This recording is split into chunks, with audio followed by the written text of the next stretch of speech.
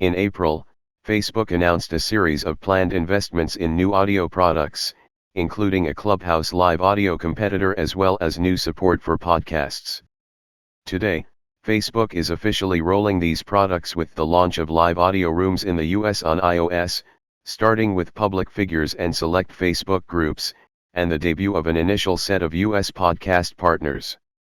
The company tells us live audio rooms will become available to any verified public figure or creator in the US who's in good standing with Facebook and is using either a profile or the new Facebook Pages experience on iOS.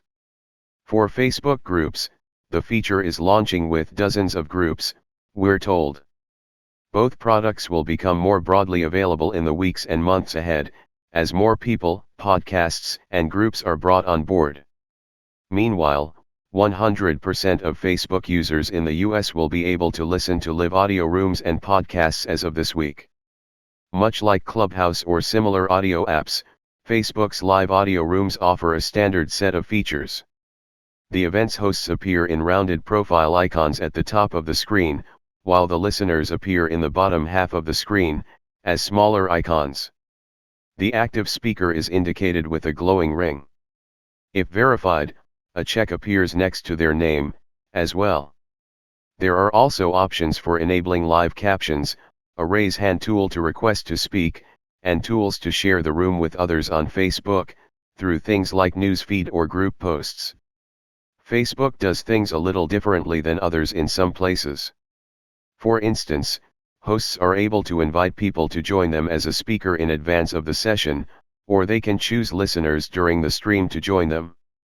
In each session, there can be up to 50 speakers and there's no limit on the number of listeners, Facebook says. During the session, users will be notified when friends or followers join the chat, too. While listening, users can like or react to the content as it streams using the thumbs up button at the bottom of the screen, which connects you to Facebook's set of emoji reactions. And with today's official launch, listeners can also now show support to the public figure of the live audio room by sending stars. These stars can be purchased during the conversation and used at any time, similar to how they work with other Facebook Live content. By sending stars, the listener is bumped up to the front row, a special section that highlights the people who sent the stars. This allows the event's hosts to easily recognize their supporters and even give them a shout out during the event, if they choose. Another new feature allows hosts to select a nonprofit or fundraiser to support during their conversation, and listeners and speakers can directly donate. A progress bar will show how much has been raised during the show. Meanwhile, for Facebook groups, admins can control whether moderators, group members, or other admins can create a live audio room.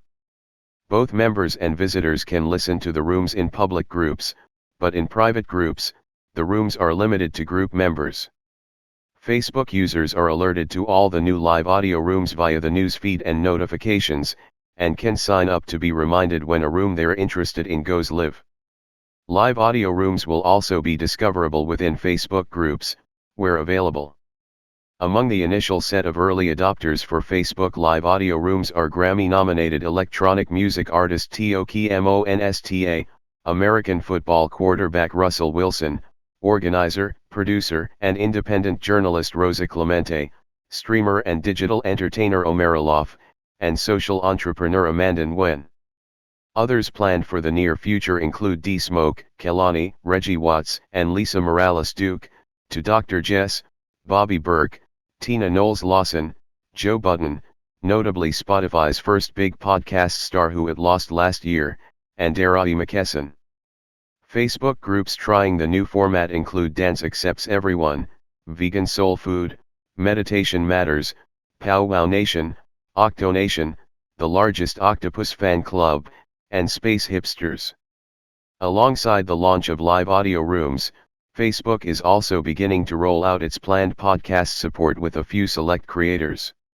These include Joe Budden of the Joe Budden Podcast, Jess Hilarious of Carefully Reckless from the Black Effect Podcast Network and iHeartRadio, Kelty Knight, Becca Tobin and JAC Vanek of the Lady Gang, and Nicola Matthews Ocom of Side Hustle Pro. Facebook will open up to other podcasters this summer. To be clear, This new podcast service is different from the recently launched music and podcasts player in partnership with Spotify, which lets users share content from Spotify to the social network. The new feature instead involves podcasts that are streamed via public RSS feeds directly on Facebook, not delivered by Spotify.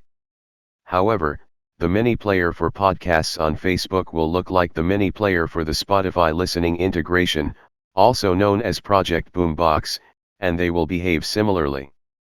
But they are not the same. The new podcast listening experience lets users listen to podcasts as they browse Facebook, either in a mini player or full screen player with playback options, and even if the phone's display is turned off.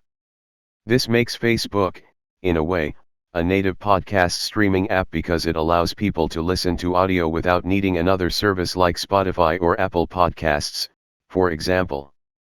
Facebook had earlier said there are over 170 Facebook users who are connected to a page for a podcast, demonstrating user interest in podcasts on its social network. With the launch of the Facebook podcast service, the company is asking podcast creators to give it permission to cache their content on Facebook's servers, which we're told is being done to ensure the content doesn't violate Facebook's community standards. However, because the podcasts are still being streamed via RSS feeds, they will be represented in the metrics provided by a podcast's hosting provider. Last week, Facebook emailed podcast page owners details on how to set up their show on Facebook, noting they can link their podcast's RSS feed to automatically generate news feed posts for their episodes. These are also featured on a podcasts tab on their page.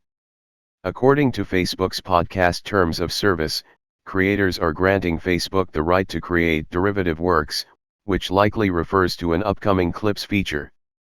Facebook says later this summer, it will add the ability to create and share short clips from a podcast, along with other features, like captions.